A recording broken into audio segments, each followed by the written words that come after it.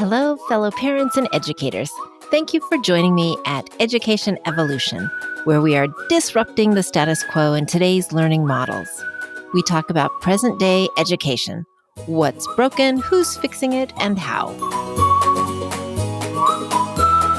I'm Dr. Maureen O'Shaughnessy, your host and founder of Education Evolution and the Microschool Coalition, where we are fiercely committed to changing the narrative, to reimagining the education landscape and creating learning that serves all children and prepares them to thrive.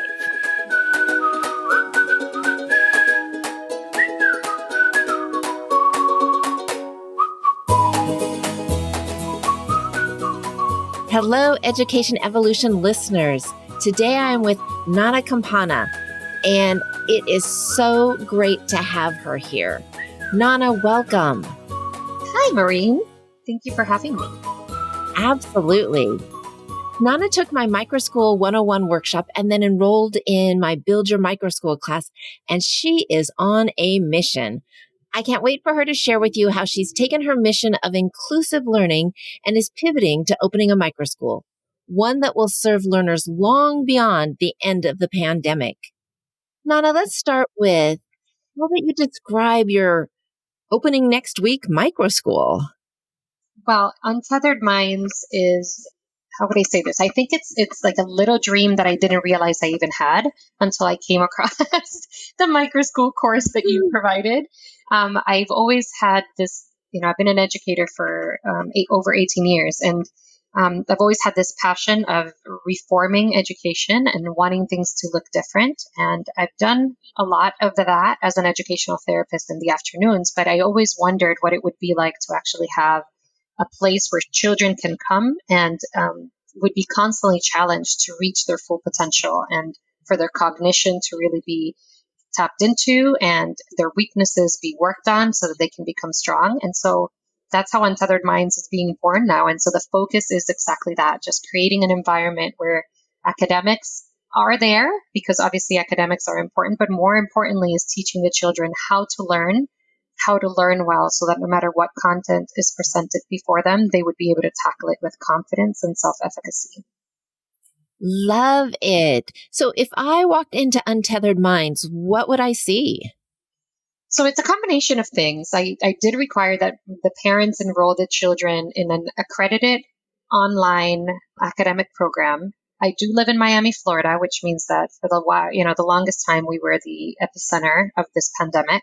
So I wanted to make sure that the academic portion of for every student would be consistent, that there would be no interruption. So if I needed to close down, there would be no interruption. So you basically would walk into either a child doing a live lesson, because that's the first thing we put into the children's schedule, a live lesson from their academic institution, or they would be doing independent work or doing one-on-one educational therapy or group therapy or doing sound therapy or playing. We have experiential learning happening through a program called Tree that we've developed alongside Nature Postings.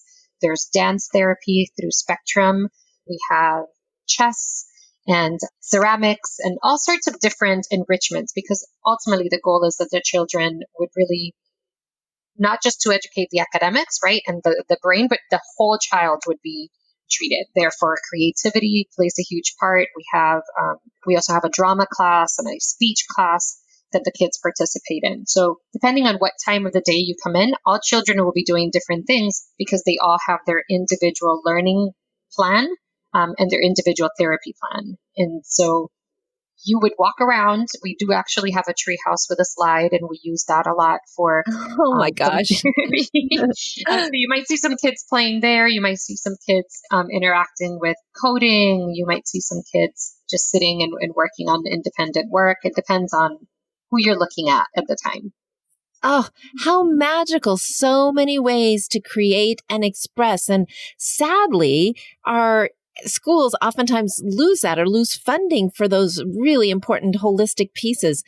I want to go to your school. It sounds so wonderful. It is definitely fun. And creating it has been an interesting challenge, but the program that you put together helped me really define what were the elements that were needed and what to prioritize. And so it's been a really great experience. And the parents at the beginning had some hesitation. I think everybody with the pandemic and trying to do something that looks different, they had some hesitation, but now they're extra excited. We officially start on Tuesday, and some parents are excited when they see their children's schedules, excited about the potential of what will be happening. They've experienced it in the afternoons, but in periods of 1 hour to an hour and a half. And we had a lot of really great miracles, I call them, over the summer, doing a summer intensive. So a lot of these parents are really excited to see how their children will evolve with this approach. Oh, wonderful. So they got a taste of how amazing it could be in the summer, and they're coming back for more, it sounds like. Yes. So in the summer, the summer intensives were 4 weeks long, Monday through Friday, only periods of 2 hours. And we had students that when we started, they literally, there's one particular child that comes to mind. He's supposed to be entering second grade now. And when we started working with him in the summer intensive, he only knew or recognized one letter. By Boy. 2.5 weeks, he literally was reading, which is extremely exciting. The systems that we use are definitely effective. And for him, it was very, very powerful. The mom says that when he showers, he's like spelling out letters and, saying out letters and spelling out words and sounding them out, which is adorable. I love it. And we know that not every brain learns the same way, and that you have special training that really ties into cognition. So those kinds of successes must just have parents and kids thrilled with your program. Yes, yes. And that's, I definitely love working with children that others have said that they're never going to be able to learn, or that they're always going to struggle. You at the beginning, you said that I have a mission, and my biggest mission has become to make it known that learning disabilities don't have to be permanent, that anybody can learn to learn better. There is this huge population of like gifted children that many times are called lazy because they have a double exceptionality. And those are the kids that really tend to thrive in the environment that I'm trying to create with Untethered Minds. So I'm excited because the dyslexic, I have students that are, they have dysgraphia, dyscalculia, ADHD, and, with the sound therapies, there's one child that comes to mind. We did sound therapy this summer for a 14-day protocol, and his ADHD significantly improved. So much so that the mom is considering to take him off medication. So it's really, really great to have the freedom within my own environment to impact children's lives in a way that makes sense to that particular child and that particular, their cognitive abilities surrounded around that. Oh my gosh. Yeah. And large schools can't stay current on all of this research. And I know in education, we don't get the same training that you get as an educational specialist. And we also don't have the time because it's like, okay, I get this kid for 50 minutes, or I get this kid and now they have to go do this or that. So you're where schools need to be. We need to give teachers time and resources so that more kids can learn the way they need to learn instead of failing in a one-size-fits-all model that obviously doesn't fit all. So thank you, Nana. That is so cool. I'm wondering, what's your biggest challenge been with opening a micro school? Well, I think the biggest challenge has been mindset. For myself, just really wrapping my mind around the fact that there's value in what I offer, and that I need to be comfortable with the fact that my program doesn't necessarily fit everybody. That was a little tricky at the beginning.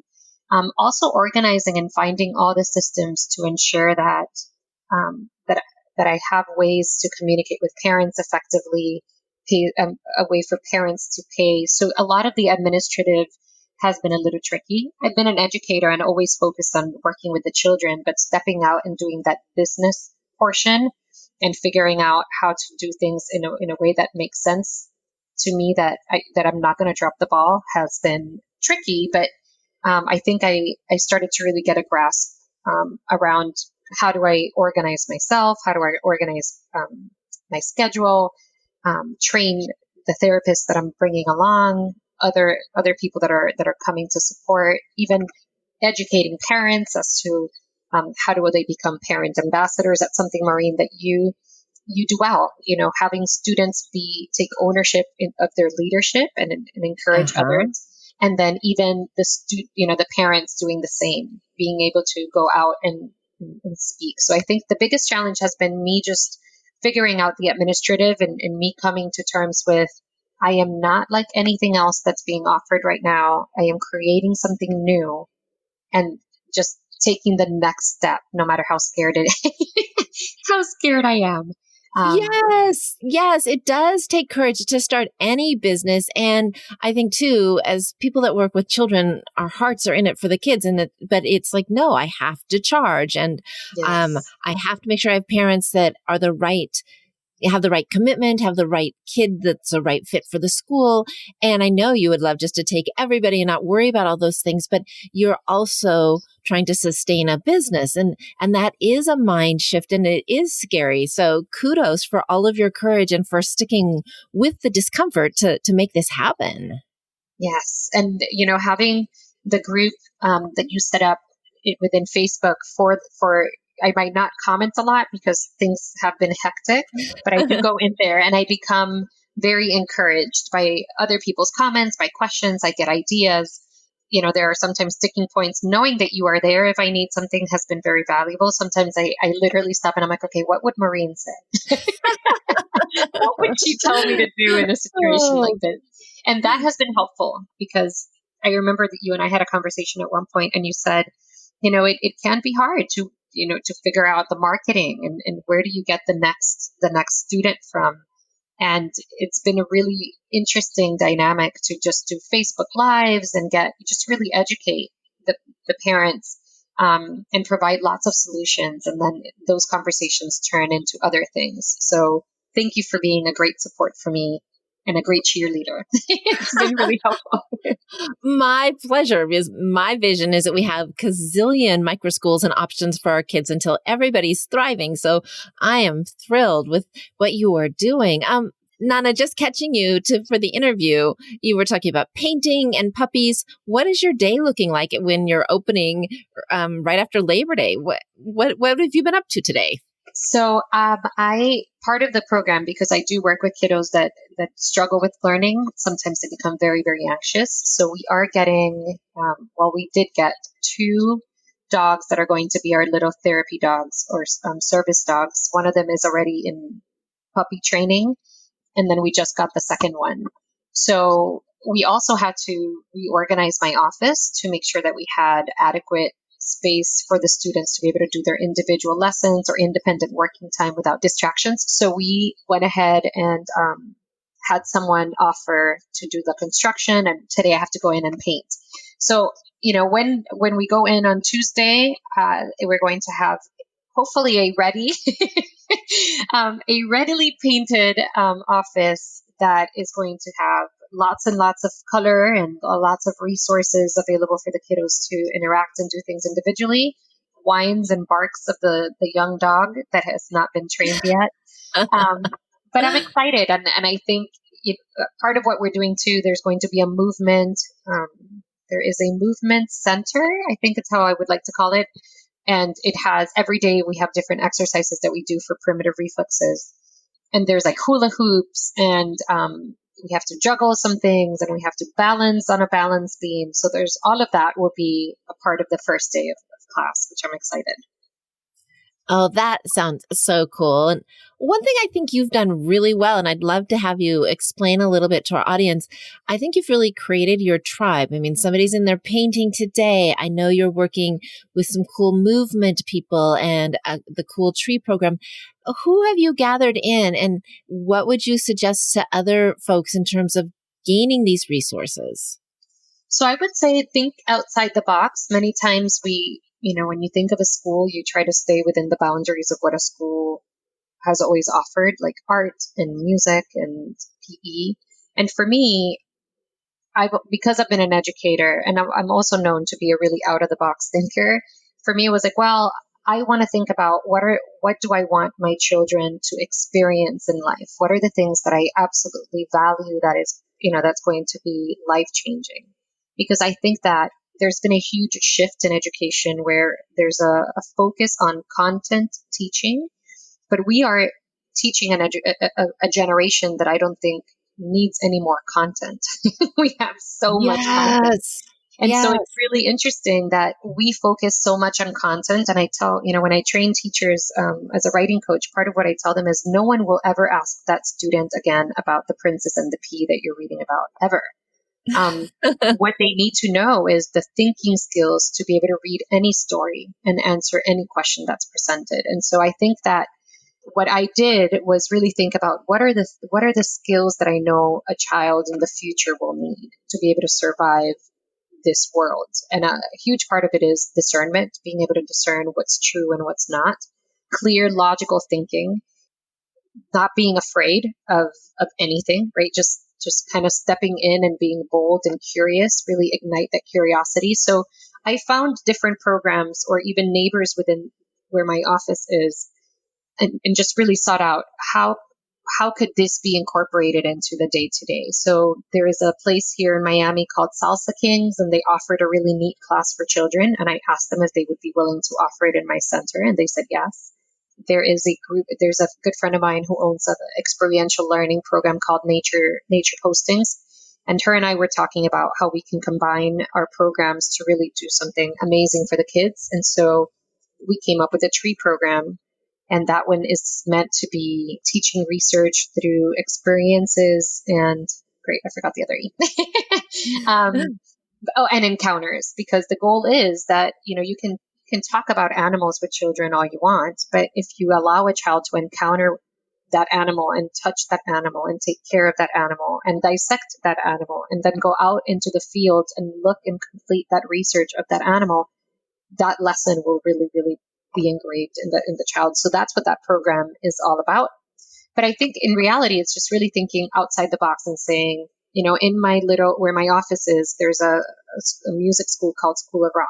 So I went there and I spoke to them and said, how can we partner up? There is a gym that has a pool. And I said, is it possible that we can come up with a swimming plan for my kiddos? And can you offer an instructor?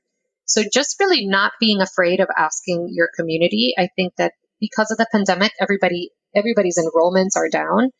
And I think it's a great time to really partner and find alternatives to really enhance. I even have a chef that's coming in Oh my. to be able to teach once a month about nutrition and having the kids cook their own meals and learning how do you cook, what's the right time to cook rice, all of these great things.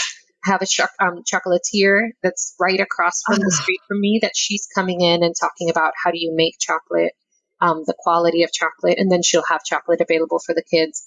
But I think it's ultimately thinking about how do I enhance this particular child and give them the tools that they need so that they can thrive in the world that they live in, where content is readily available with Google and Bing and all of these different things, but that they would be able to be enriched and would know how to ask the right questions, how to even think about the right questions, right? How to be curious about and wanting to learn in a way that's not just through a computer. So, Oh my gosh. Nana, this is how education needs to be, where kids are engaged and curious and exploring and experiencing. You're right. They don't need, my daughter called it academic bulimia. She'd open her head and she'd binge on what the teachers would talk at her about, and then she'd purge it out on tests. And it was such a deadly process. And you're putting the life back into it. And kids are starting to feel so disengaged from learning. And you're like, no, you want to be a learner. You want to be curious. Here's some ways we're going to tempt you. And they're going to stay on fire, stay curious. And we need those curious minds to come up with cures and solutions. And we don't want to keep deadening our young minds. So what you have has me so excited. Wow. I am very, very excited about it, especially because I've seen already in the summer when we were working with kiddos. There was a day that one of the moms came in to pick up her son, and I was dressed like a superhero, and her son was as well. And we were reviewing letters. But I would say, okay, here goes. We need to find the A. What letter makes that sound? And, he had a Jedi sword and he's running around the whole office. And so I look up and I have like my superhero cape on and my superhero, mask. And she's like, what are you doing? And I'm like, we are conquering letters. I don't know what you're doing. You want to join us? Here's a cape. um, Yes. so it's exciting to see. And I'm excited to see how it's going to evolve because a lot of it really, I kind of ebb and flow too with what the children need. I have a system that's called Z Space that it's like a weird VR where kids can dissect. Like recently, we were dissecting a brain. And they're like, I didn't know that my brain had all these parts, but they're pulling them and they literally see them up close.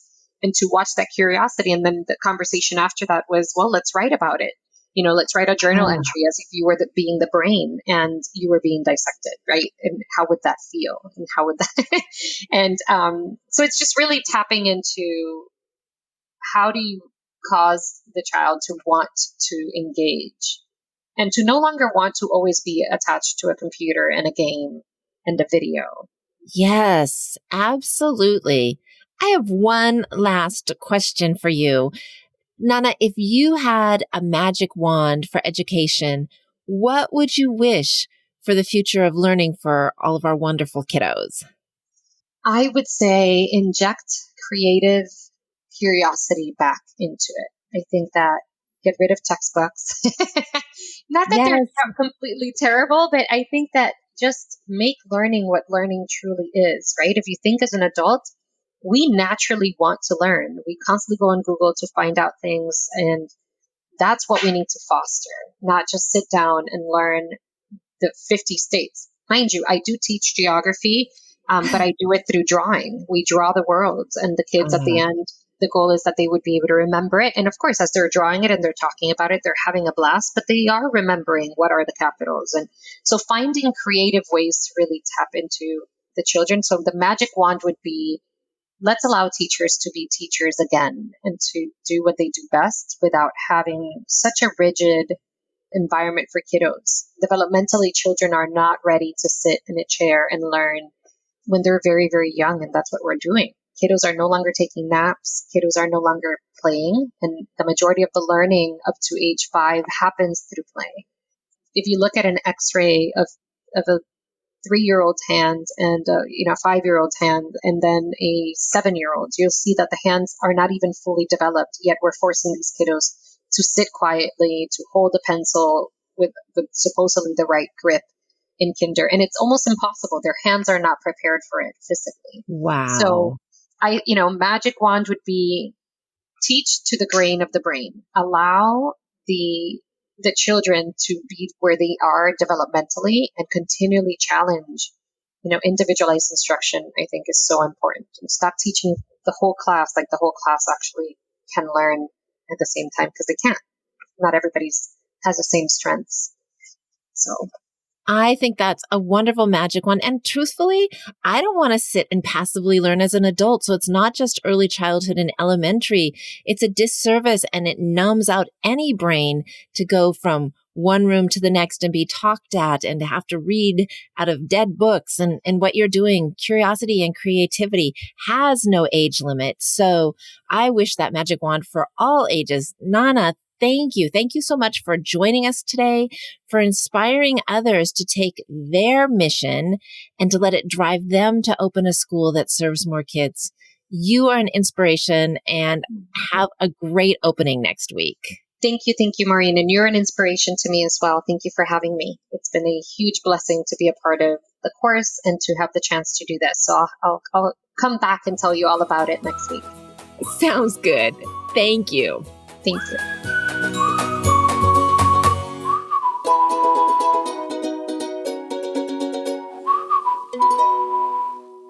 Nana's Untethered Minds in Miami is opening today, and we are so excited for her.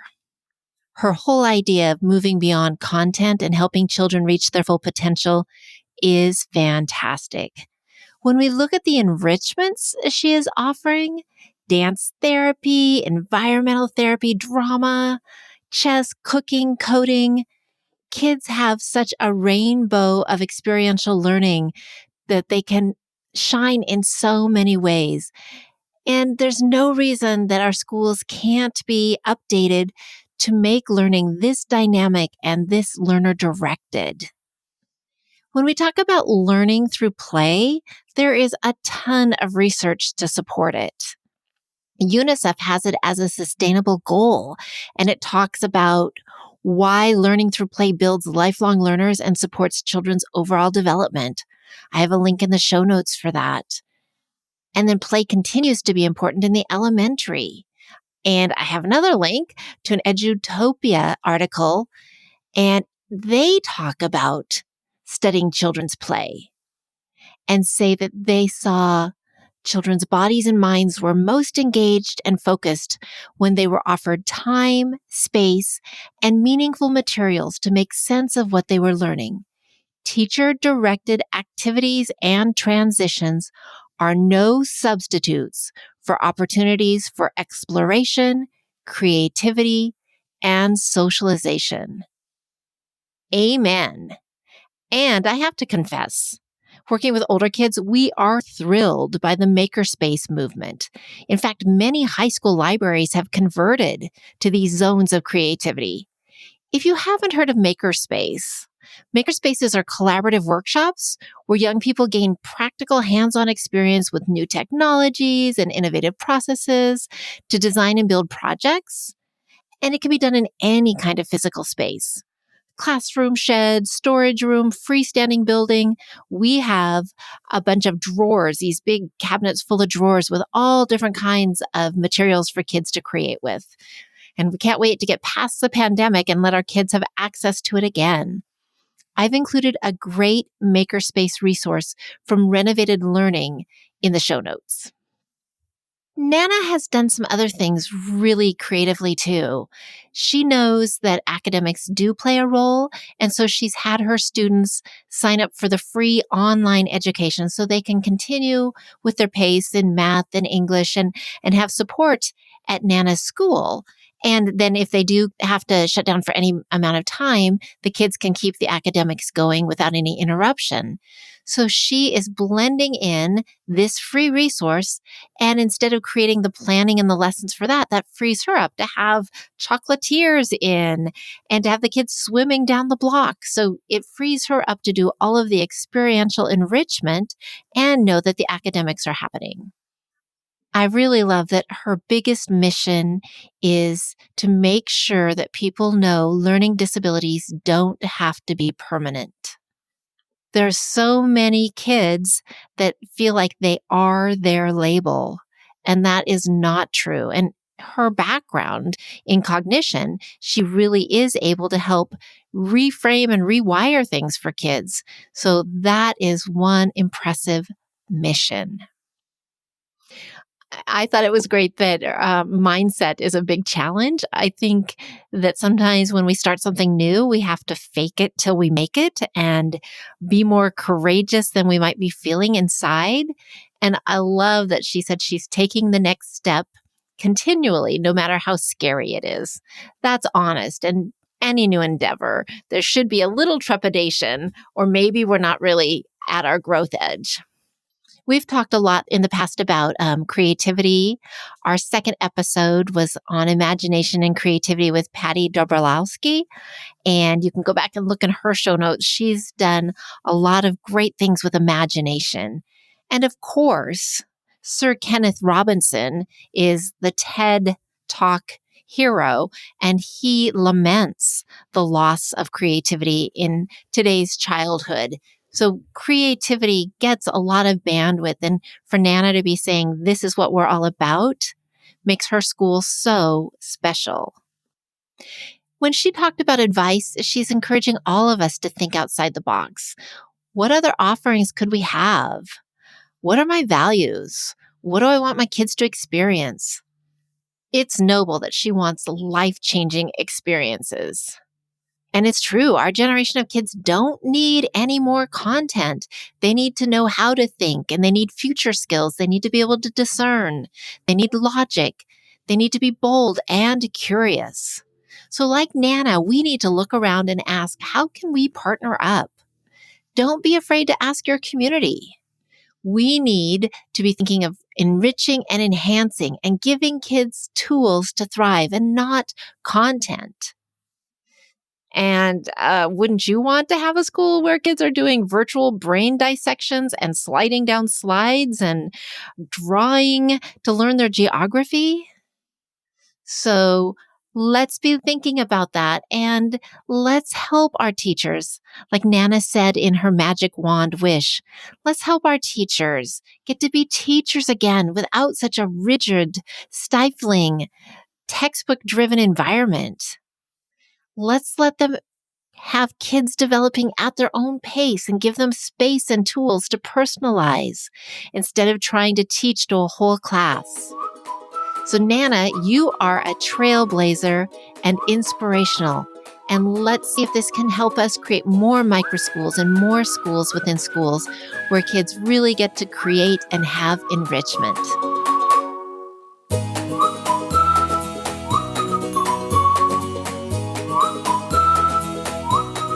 If you're finding yourself thinking, I need to do this in my school, let's talk about it. I consult with schools to help them find new, innovative solutions to reaching every student. Let's put together an action plan. Visit educationevolution.org/consult to book a call, and let's get started.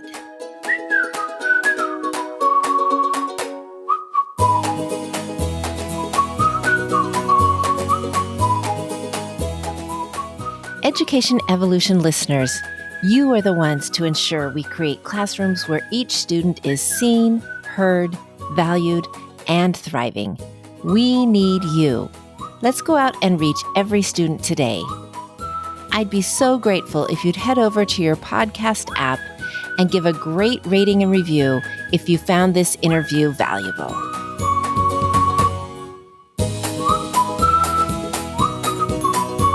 Thank you for listening. Signing off, I am Maureen O'Shaughnessy, your partner in boldly reimagining education.